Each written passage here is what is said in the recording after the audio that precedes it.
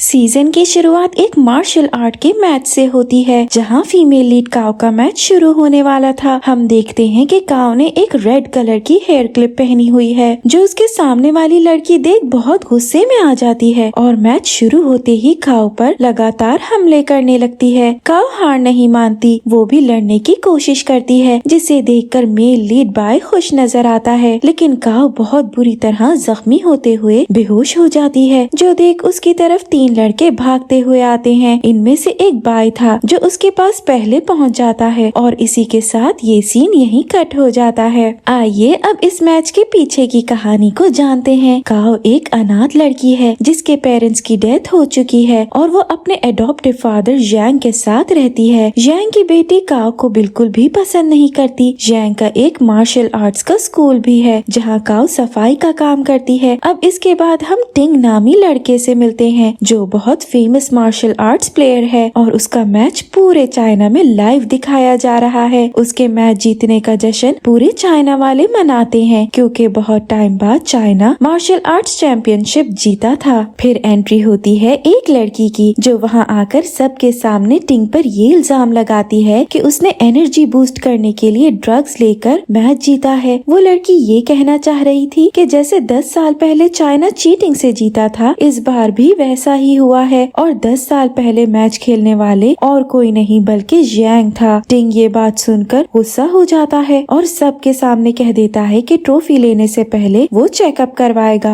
अगले दिन एक इवेंट दिखाया जाता है जहां अलग अलग स्कूल के स्टूडेंट्स अपनी मार्शल आर्ट स्किल्स दिखा रहे थे। यहाँ बाय भी था जो खुद एक स्कूल का मार्शल आर्ट्स टीचर है। काओ भी जैंग के स्कूल वालों के साथ इवेंट में आती है जहाँ ये लोग सबको धोखा देकर ये दिखाना चाहते थे कि इनका स्कूल सबसे अच्छा है। काओ इसके खिलाफ थी, इसलिए वो इनसे लड़ने लगती है और एक लड़का इनकी वीडियो रिकॉर्ड कर लेता है। परफॉर्म करते वक्त वही लड़का सबके सामने आकर वीडियो चला देता है और ऐसे जैंग के स्कूल की सबके सामने बेइज्जती हो जाती है। वापस लौटकर जैंग समेत सब काओ पर बहुत गुस्सा करते हैं। ये देखकर काओ का दिल टूट जाता है। यही नहीं, वो लोग काओ को उसके सामान के साथ वहाँ से निकाल देते हैं। काओ कोई और जगह ना होने पर वहीं अपने घुटनों पर बैठी रहती है। ऐसे ही रात में तेज बारिश शुरू हो जाती है, लेकिन काओ अपनी जगह से नहीं हिलती। जैंग जो अंदर से सब देख रहा था, काओ की बेस्ट फ्रेंड को कॉल करते हुए इस बात की खबर देता है, जो फौरन उसे लेकर अपने घर चली जाती है। काओ उसी के साथ रहने लगती है और वो काओ को अपने मार्शल आर्ट स्कूल में जॉब भी दिलवा देती है, जो और किसी का नहीं बल्कि बाय का ही था। जैंग घर पर बैठा अपनी फैमिली पिक्चर देखकर फ्लैशबैक में चला जाता है, जहाँ हमें पता चलता है कि 10 साल पहले उसकी चीटिंग की न्यूज सुनकर उसकी वाइफ की डेथ हो गई। स्कूल में कुछ स्टूडेंट काओ को तंग करते हैं और इसी चक्कर में लड़ाई हो जाती है। एक लड़का काओ को किक करके बेहोश कर देता है। वो तो वहाँ से भाग जाता है, लेकिन फिर एक दूसरा लड़का आकर काओ को गोद में उठाता हुआ कहीं ले जाता है। काओ की जब आँख खुलती है तो पता चलता है कि वो लड़का युआन है, जो वहाँ डॉक्टर के तौर पर काम करता है और स्कूल का मालिक भी है। यानी बाय बस वहाँ पर सबको मार्शल आर्ट सिखाता है। काओ को मारने वाले लड़के को बाय स्कूल से निकालने का फैसला सुना देता है, लेकिन काओ ऐसा करने से मना कर देती है। ये सुनकर सब काओ से इम्प्रेस नजर आते हैं और आखिर काओ की उन लोगों से दोस्ती हो जाती है। आगे हम देखते हैं कि कोरिया से एक टीम अपने एक्सपीरियंस शेयर करने बाय के स्कूल आती है। इनमें वो लड़की भी शामिल थी जिसने टिंग पर इल्जाम लगाया था। वो लड़की वहाँ सबकी स्किल्स का मजाक उड़ाने लगती है। ये सुनकर काओ को गुस्सा आ जाता है और वो उससे लड़ने के लिए चैलेंज करती है। काओ बड़ी जबरदस्त स्किल्स का इस्तेमाल करते हुए उस लड़की को हरा देती है, जिसे देखकर सबके मुंह खुले के खुले रह जाते हैं। बाय को भी काओ की स्किल्स बहुत पसंद आती हैं। अगले दिन जैंग बाय के स्कूल आकर वहाँ के मास्टर के सामने काओ को मार्शल आर्ट सिखाने के लिए रिक्वेस्ट करता है, पर काओ ये सब देखकर साफ इनकार कर देती है क्योंकि वो सिर्फ जैंग को ही अपना मास्टर मानती थी। लेकिन तभी जैंग बेहोश हो जाता है। हॉस्पिटल में पता चलता है कि उनकी तबीयत बहुत खराब है, इसीलिए वो काओ की बेहतरी के लिए ये सब कर रहे थे। हालांकि काओ के साथ बुरा सुलूक करते हुए उसे खुद अच्छा नहीं लग रहा था। काओ उसकी कंडीशन देखकर बहुत रोती है और बाय उसे देखकर उसके लिए सैड नजर आता है। यहाँ हम ये समझ सकते हैं कि शायद बाय भी पास्ट में ऐसी ही किसी सिचुएशन से गुजरा था। काओ वापस आकर जैंग के लिए सूप तैयार करती है, लेकिन इसी दौरान वो वही चेयर पर बैठे सो जाती है। बाय उसे चादर उड़ाते करते हुए खुद सूप को तैयार करके उसे पैक कर देता है। काव उठने के बाद कंफ्यूज थी, लेकिन फिर ये सूप लेकर हॉस्पिटल पहुंचती है, जहां उसे जैंग नहीं मिलता, बस उसका छोड़ा हुआ एक लेटर नर्स उसे देती है। लेटर में जैंग ने काव को बाई के स्कूल में मार्शल आर्ट सीखने का बोला था और शर्त रखी थी कि वो उसे अब तभी मिलेगी जब काव फाइनल्स में मैच खेलने जाएगी। ये पढ़कर काव इमोशनल नजर आती है, लेकिन फिर बाई के स्कूल में एडमिशन ले ही लेती है। उसकी जिंदगी का अब बस एक ही मकसद है कि वो मार्शल आर्ट्स चैंपियनशिप जीतकर जैंग के ऊपर से चीटिंग का इल्जाम हटा दे।